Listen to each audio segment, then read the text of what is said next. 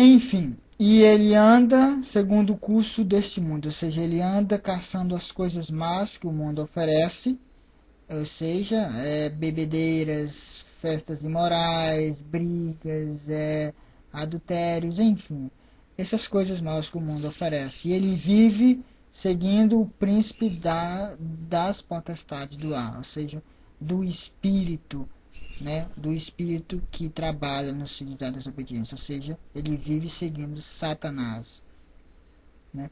Então, três coisas que ele vai afirmar aqui sobre a vida de um descrente. Aqui, ele vai colocar no passado. Mas se você ainda é um descrente, isto é o seu futuro. Ou seja, esse é o presente, melhor dizendo.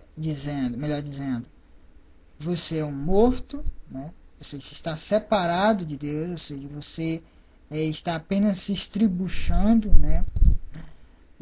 Enfim, você é como aqueles zumbis que aparecem naqueles filmes de mortos-vivos.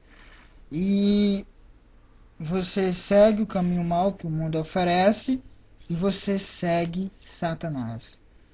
Mas não acaba aí. No versículo 3 ele vai dizer mais coisas sobre a vida do descrente, ou a vida que o crente abandonou.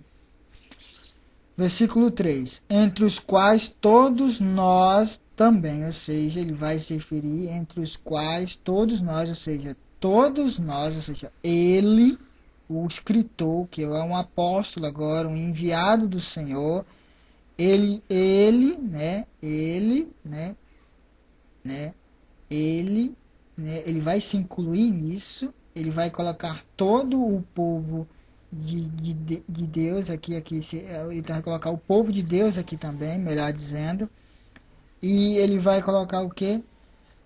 Entre os quais todos nós também, antes, ou seja, no passado aqui, andávamos nos desejos da nossa carne, né? Ou seja, o que é que ele vai afirmar aqui? Né? Que a vida do descrente é uma vida em que ele segue os desejos da sua carne. Carne aqui no sentido natureza humana, ou seja, a natureza do pecado. Por exemplo, a nossa carne ela tem um instinto pelo mal. Ela procura o mal, ela anseia as coisas más. Por exemplo, os nossos olhos, ele anseia ver coisas más. Por exemplo, se você estiver passando num canto e ver uma briga, seus olhos vão correr para ver aquela briga. Seus olhos vão ficar mirados naquilo, vão sentir uma grande vontade. Você instintamente você vai olhar para aquilo. É a mesma coisa se você estiver passando num canto e ver uma mulher decotada, ou ver um homem em cenas pornográficas, enfim. Seus olhos vão correr para ver coisas que são desprezíveis. Assim também é a sua língua, assim também, enfim. Toda a sua carne, seus instintos vão buscar coisas que não são plausíveis, né, a serem praticadas, né? Pois bem, ele está querendo dizer o que aqui, ó? Que os descrentes, ou seja, que não podemos aplicar a descrentes aqui, é que eles andam seguindo esses desejos. Ou seja, aquilo que a carne deles deseja, eles vão saciar, né? Eles seguem os desejos, não há controle para eles. Se a vontade, se a carne manda eles baterem alguém, se há um desejo de vingança, eles se vingam. Se há um desejo de prostituição, eles se prostituem. Se há um desejo de imoralidades, eles praticam, ou seja, eles vivem seguindo esses desejos pecaminosos. E ele vai continuar dizendo que fazendo a vontade da carne. De novo, né? Não só, ele vai colocar a mesma coisa praticamente, né? Só que agora ele vai invocar a palavra vontade, né? Antes, né, ou seja, ele vai dizer apenas como desejo. Agora ele vai dizer como vontade, ou seja, que o descrente, como aplicamos isso a um descrente, que o descrente ele faz a vontade da carne, né? Ele busca satisfazer, ele é escravo de seus desejos humanos, né? Daí você tira pessoas, né, que acabam suas vidas, né, na bebedeira, nas drogas, na prostituição, enfim. Por que que eles acabam? Porque eles estão seguindo, são escravos da vontade da carne. Eles não conseguem resistir a esta vontade. E, pois bem, continuando, ele vai dizer também dos pensamentos, né, da mente, ou seja, o descrente, tudo aquilo que os seus pensamentos propõem para ser feitos, ele segue. Não existe limite. Se ele põe na cabeça, eu vou farrear hoje, ele vai. Se ele põe na cabeça, eu vou beber, ele vai. Eu vou me prostituir, ele vai. Ou seja, tudo que ele põe na mente, ele não tira.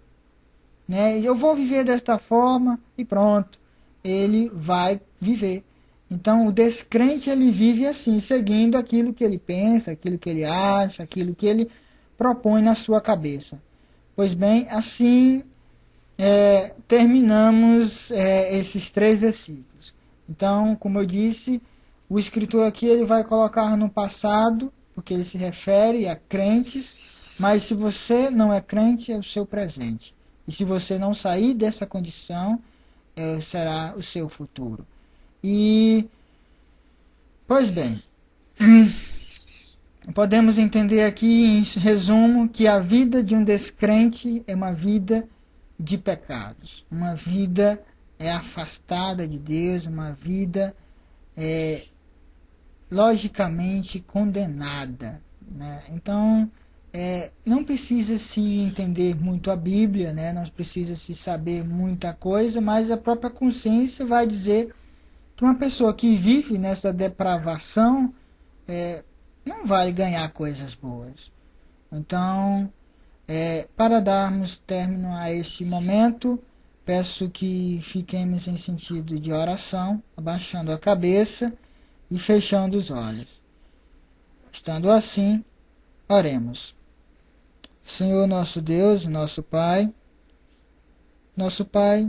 sim, daqueles que são crentes, ou seja, Pai daqueles que são crentes em Cristo Jesus, daqueles que ainda não são apenas criador,